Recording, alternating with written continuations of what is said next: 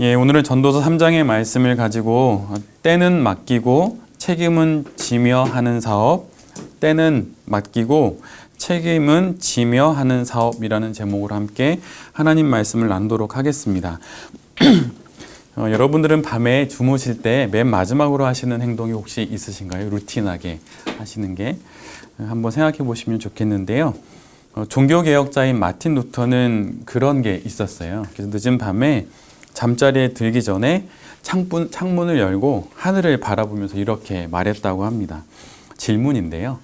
하나님, 이 세상이 제 것입니까? 당신 것입니까? 이 질문을 하고 이 질문에 뻔한 대답을 마음으로 듣고 이에 뒤이어 루터는 이렇게 말했다고 해요. 당신의 세상을 당신께 맡기고 저는 이제 자러 갑니다. 사업을 하다 보면 잠 못 이룰 날들을 보낼 때가 있습니다. 내일 있을 회의나 또 어떤 계획들, 프로젝트들 또는 여전히 개선되지 못하고 있는 재정 상황, 또 사업은 잘 되는데 여러 가지로 겪고 있는 가정의 문제들, 자녀의 문제들 또는 관계의 문제 등등 여러 일들 때문에 잠을 못 이루는 날이 우리에게 있지요. 그런데 그럴 때 나의 사업이 누구의 손에 있는지를 기억해야 합니다. 그때 나의 한 번뿐인, 그래서 마지막인 이 인생이 누구의 손에 있는지를 기억해 내야 합니다. 오늘 전도자는 이렇게 말을 하지요. 해 아래에서 보건대 재판하는 곳 거기에도 악이 있고 정의를 행하는 곳 거기에도 악이 있도다. 이 말씀을 자세히 들여다보면 이런 불합리가 어디에 있습니까? 공정해야 할 재판정에 정의만이 있어야 할 그 자리에 악이 있습니다. 그런데 정확하게 말씀드리자면 정확하게는 정의와 함께 악도 있는 거죠. 그런데 이것이 현실입니다. 공정해야 할 경쟁에 불법이 있고 편법이 있죠. 그렇게 해서라도 돈을 벌고 인생을 꾸려온 것, 이것이 인간이 지금껏 써내려온 역사의 이야기들입니다. 이런 불합리와 부조리 그리고 모순으로 인간들이 여기까지 만들어온 그 역사 속에서 우리는 우리의 인생을 살고 그리고 사업을 하죠. 그리고 이렇게 말을 거는 거예요. 너 어떻게 살래? 다른 사람들은 이렇게 하는데 넌 어떻게 할래? 이렇게 우리에게 말을 거는 것입니다. 그러나 전도자는 이런 막막한 사실 앞에서 한 가지 진실을 우리에게 말해줘요. 그것은 무엇이냐면 바로 이것입니다. 의인과 악인을 하나님께서 심판하실 때가 있다. 모든 것의 때는 하나님께 있습니다. 하나님은 처음과 마지막 그리고 지금을 보시며 일하시지만 우리는 오직 지금이라는 때 안에서만 살아갈 수 있죠.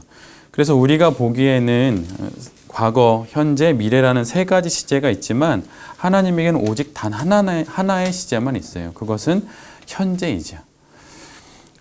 그래서 현재를 사는 우리 과거, 현재, 미래를 살게 되는 우리는 시간을 되돌려서 과거를 수정할 수도 없고 시간을 앞당겨서 미래를 선점할 수도 없어요.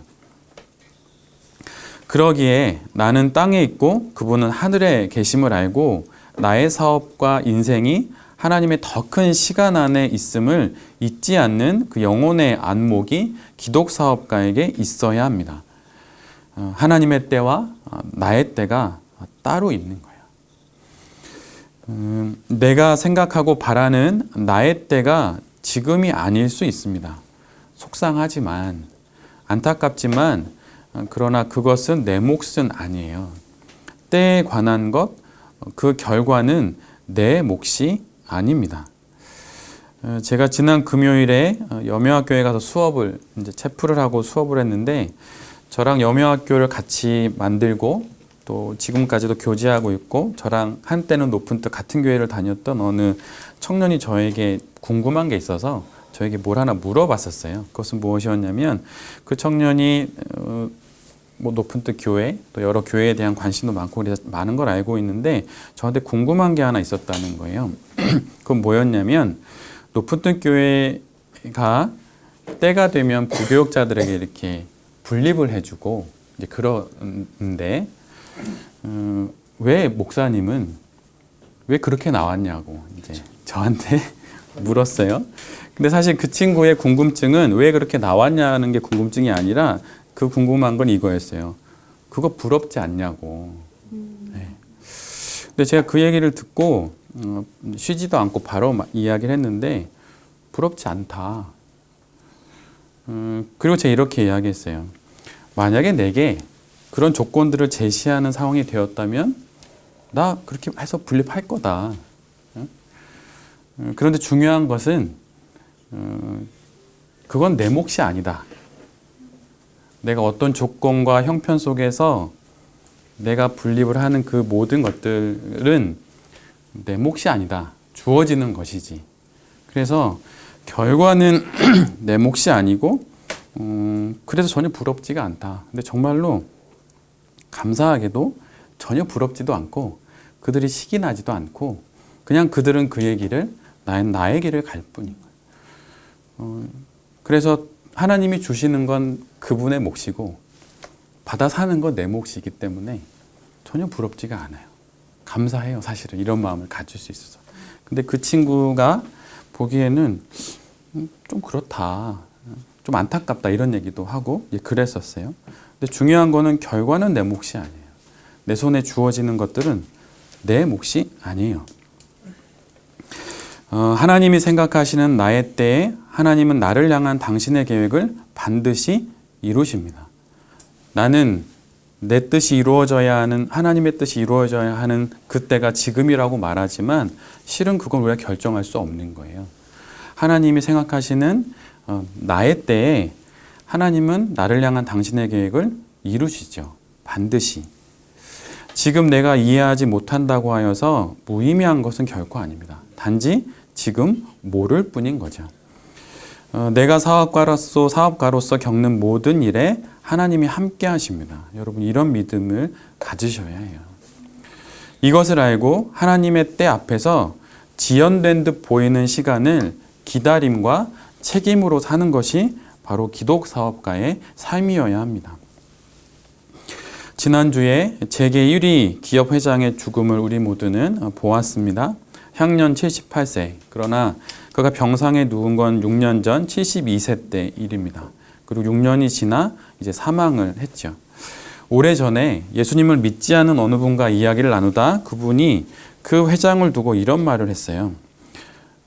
죽었으나 죽었다 말하지 못하는 저 생명, 마음대로 죽을 수도 없는 저 인생이 잘 살아온 인생일까? 여러분 한번 생각해 보십시오. 예수님 믿지 않는 분이었어요. 그리고 저한테 자주 하셨던 이야기가 그분 사업하시는 분이었는데 자그마한 사업. 하나님 바쁘신가 봐. 내 기도 안 들어주시네. 이런 얘기 정말 많이 하셨어요. 조금 전에 우리가 나눴던 것처럼 인구 75명 기도 들어주시려면 바쁘니까 내 기도 안 들어주셔도 된다. 이렇게 하시고 사업하셨던 분이에요. 그런데 그분이 보기에 믿지 않는 분이 보기에도 이 죽음이 그 6년의 인생이 그렇게 보이는 거예요. 최근에 나온 책 중에 죽은 자의 집 청소라는 제목의 책이 있습니다.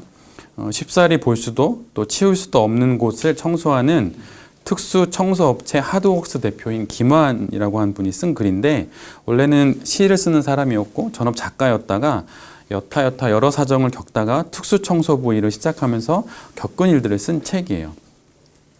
고독사 하신 분 아니면 사건 현장들, 범죄 현장들 이렇게 특수한 청소를 해야 되는 일을 하는 분이었는데 사실 저에게도 이런 저자와 같은 그 일을 겪은 경험이 있어요.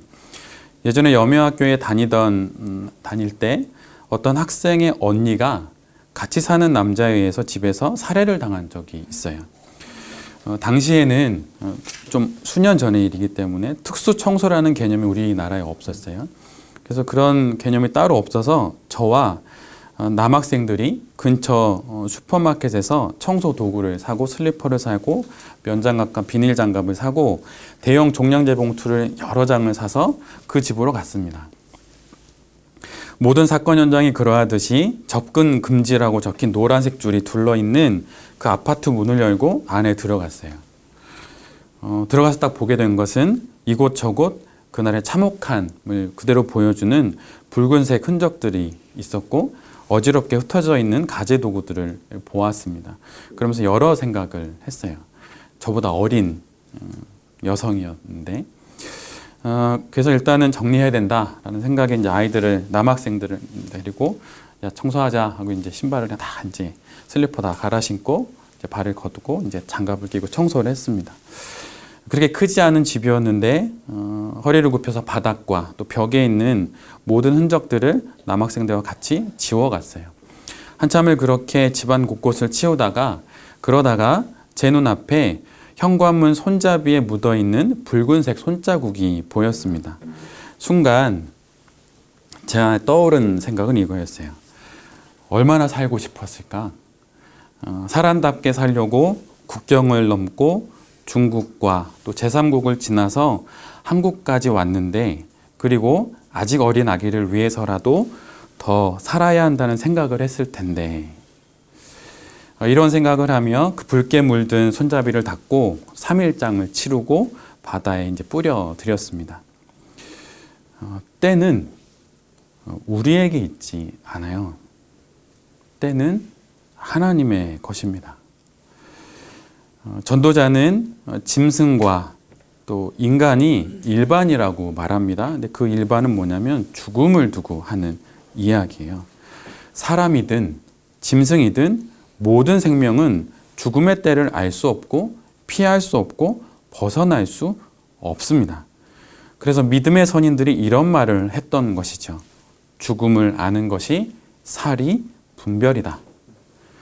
죽음 앞에 서면 현실이 더 뚜렷하게 보이고 현실이 분별됩니다.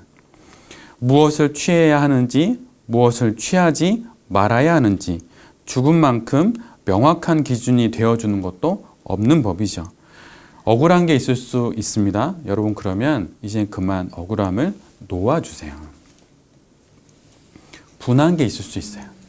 여러분 분한 것 그냥 놓아주세요. 여러분 그것에 붙들리면 여러분 지금을 못 삽니다. 목회자인 저도 억울하고 분한 거 엄청 많아요.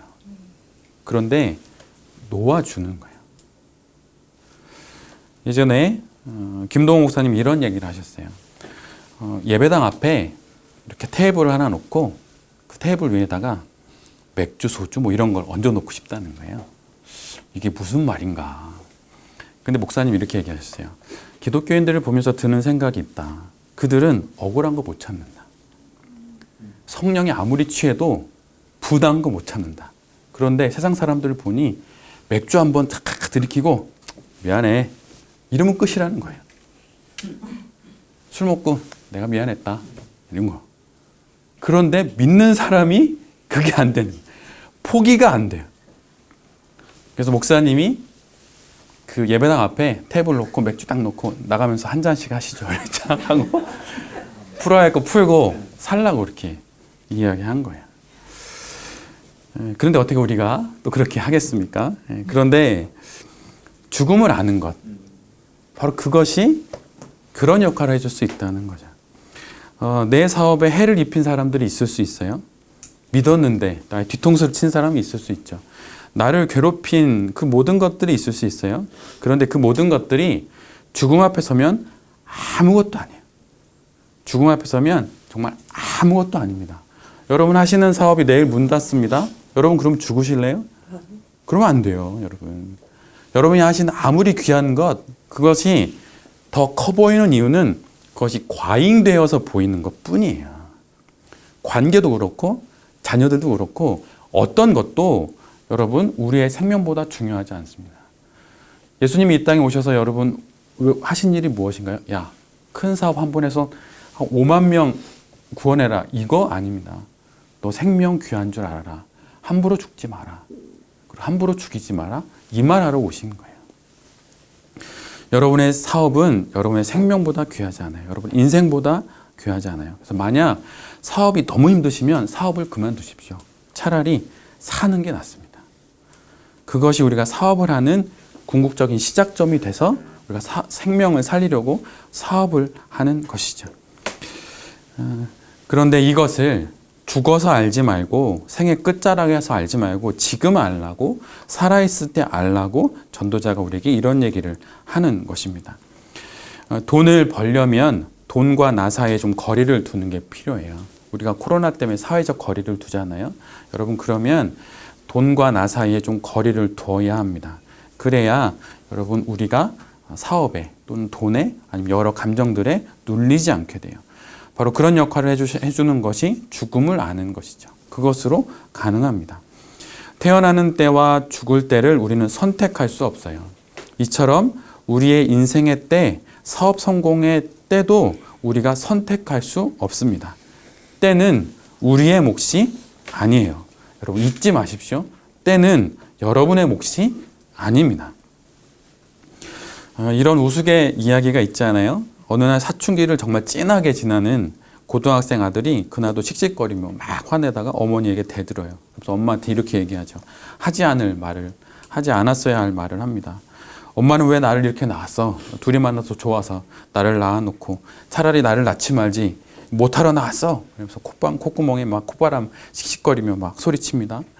아들이 너무 날뛰니까 엄마가 할 말이 없는 거예요. 무엇이 그리도 불만인지 그렇게 엄마에게 대듭니다. 그러자 엄마가 아이가 잠깐 잦아들기를 기다렸다가 그 아들을 지극히 바라보며 이렇게 나직히 대답을 해 주었죠. 나도 너 같은 자식이 나올 줄은 몰랐어. 이런 얘기죠. 어찌 우리가 태어나는 자식을 선택하겠어요? 요 놈은 괜찮으니까 낳고 요 놈은 아니니까 안 낳고 다른 집 보내고 이럴 수 없는 거잖아요. 태어남과 죽음 그 모든 것은 하나님께 있습니다. 우리는 그저 그 사이를 살 뿐인 거예요. 사업의 성공의 때를 우리 모두는 알 수 없습니다. 그저 기도하며 정말 힘들지만 그 기간은 지나는 거예요. 사업을 하고 사업가로서의 책임을 다할 뿐입니다. 접어야겠으면 기도하고 접게 되는 거고 아니면 버티면 버티고 더 하는 거죠. 책임지고 하면 됩니다. 여러분 잘 아시는 이야기가 있잖아요. 톨스토이의 3가지 질문. 이 세상에서 가장 소중한 사람은 누구입니까? 지금 함께 있는 사람. 이 세상에서 가장 소중한 순간은 언제입니까? 지금. 이 세상에서 가장 소중한 일은 무엇입니까? 지금 곁에 있는 그 사람을 사랑하는 것. 우리는 지금만을 살 뿐입니다. 만남보다 여러분 헤어짐이 중요합니다. 왜냐하면 그 헤어짐은 다음 만남의 시작점이 되기 때문이에요. 미래보다 지금이 더 중요합니다. 그 이유는 지금은 새로운 미래의 시작이 되기 때문이에요. 저도 최근에 베렙 때문에 여러 책들을 보다가 앙드레 코스톨란이라고 하는 사람을 알게 되었어요. 이 사람은 1906년에 태어나서 1999년에 사망한 거의 한 세기를 산 헝가리 출신의 투자자인데 미국에는 워런 버핏이 있다면 유럽에는 코스톨라니가 있다. 이런 말이 있을 정도입니다. 세계대전을 겪고 세계 대공황과 냉전시대 또 냉전의 종결 등을 직접 겪으면서 투자를 해온 그 투자자를 그는 투자자를 3종류로 구분했어요. 단기 투자자, 장기 투자자, 순종 투자자. 단기 투자자는 한마디로 정의하면 수익 창출을 위해서 고개를 하듯 투자를 하는 사람을 말합니다. 그래서 그는 이런 투자자를 사기꾼이라고 불렀고 투기꾼이라고 불렀어요. 반면에 장기 투자자는 자기 나라뿐만 아니라 다른 나라의 주가 지수를 보고 투자를 결정하는 주식시장의 마라토너라고 말을 했죠. 그래서 좀 긴 안목을 갖는 사람들, 그래서 재정에 여유가 있다면 장기 투자를 이렇게 하는 사람들, 그런 사람들, 그래서 이것이 가장 좋은 투자라고 사람들도 이야기하는데 그런 장기 투자자가 있습니다. 그리고 이 코스톨라니가 이야기하는 가장 좋은 투자자는 순종 투자자예요. 근데 여기서 말하는 순종이란 변종의 반대말인데 다른 계통과 섞이지 아니한 유전적으로 순수한 혈통을 가진 그런 순종을 말합니다. 그런 용어를 뜻하는데 이는 모든 뉴스에 흥미를 느끼고 있으나 단기 투자자처럼 반응하지 않는 그런 단기 투자자가 아니고 또 마냥 기다리는 장기 투자자가 아니라 장기 투자자와 단기 투자자 중간쯤에 있는 사람이라고 말해요. 그래서 잘 분별해서 달려들 때 달려들고 또 잘 분별해서 기다릴 때 기다리면서 이제 일정하게 순수함을 유지한다. 뭐 이런 뜻인 거죠. 그런데 기독 사업가는 글자는 같지만 다른 한자로서의 순할 순에 따를 종, 순종 투자자가 되어야 합니다.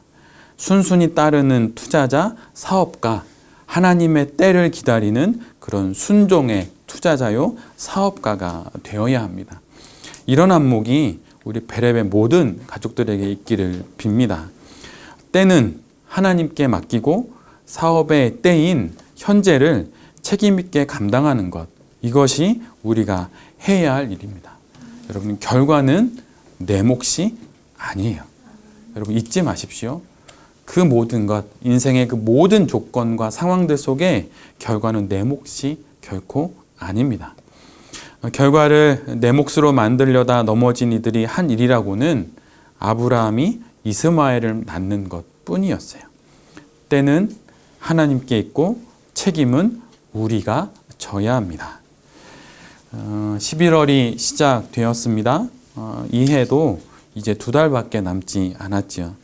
이 남은 2달 사업의 성공과 실패보다 내 사업의 때가 하나님께 있음을 잊지 않고 반드시 기억해서 서두르지 말고 또 너무 여유 부리지도 말고 좀 더 깊게 숨쉬며 삶의 여백을 갖고 하나님과 함께 하나님이 주신 이 귀한 사업을 잘 감당하는 베레베 모든 가족들이 되실 수 있기를 간절히, 정말 간절히 기도드립니다. 아멘.